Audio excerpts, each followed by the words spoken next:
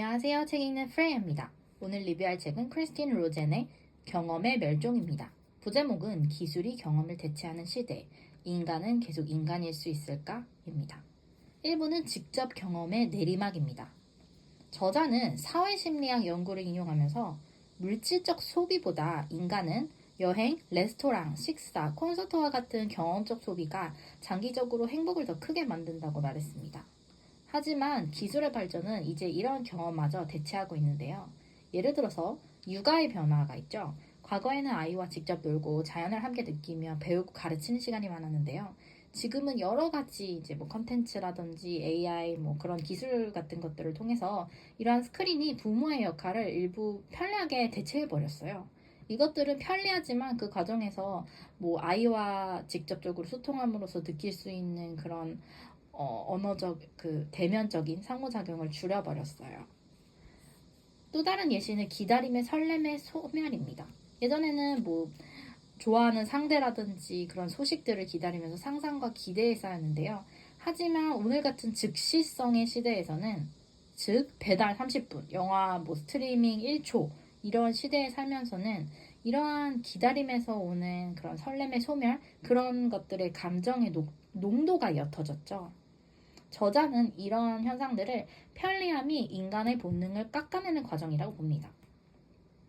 이분은 대면 상호작용의 필요성입니다. 인간의 언어가 어떤 것이 있죠? 인간만의 언어는 표정, 예를 들어서 몸짓, 시선 이런 걸로 소통을 했었죠. 저자는 이러한 것들을 침묵의 언어라고 부르며 이러한 것들이 공감과 사회적 유대의 핵심이라고 강조합니다. 대면 소통의 가치는 굉장히 큰데요.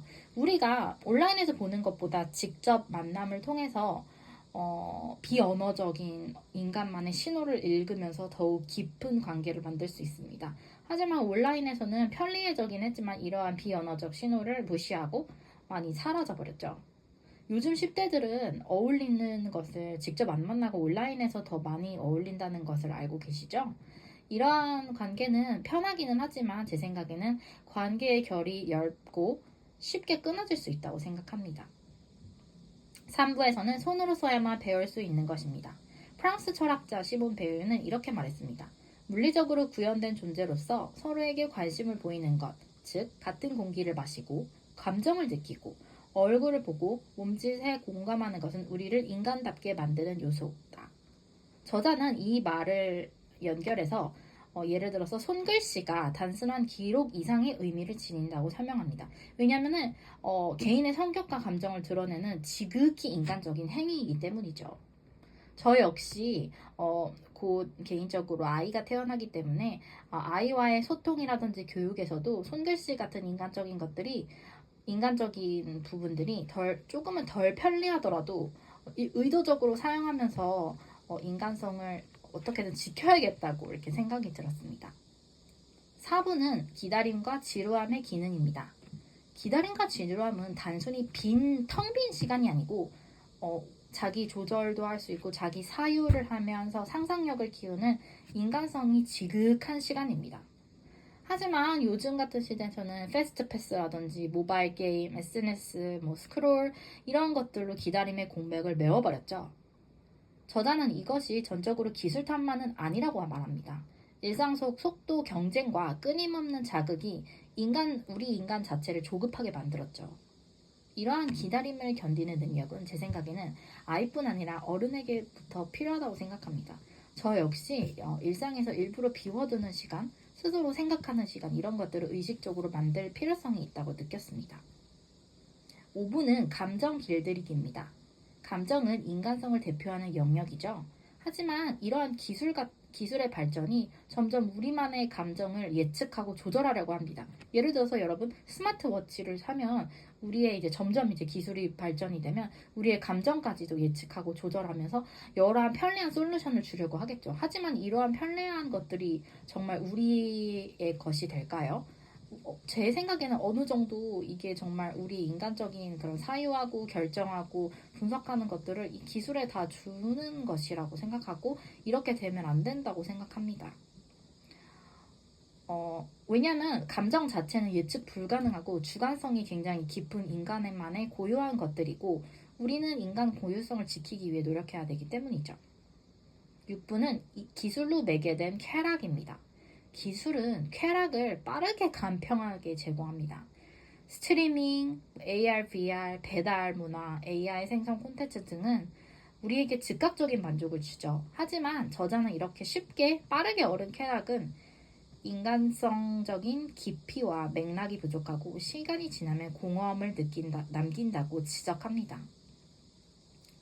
7번은 소멸하는 장소, 개인화된 공간입니다. 기술은 물리적 공간마저 대체합니다.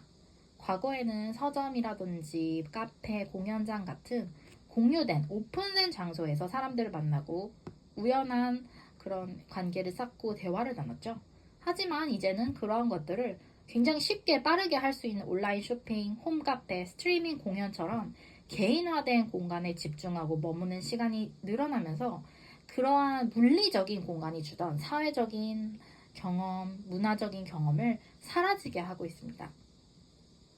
결론은, 제 생각에 이 책의 결론은 이러한 기술 발전도 편하고 좋지만 우리 인간성을 대체 희석하는 과정을 이러한 기술을 막 나열하면서 보여주면서 인간만의 고유성을 갖기 위해서 우리는 저항해야 된다라고 그런 필요성을 강조한다고 생각합니다.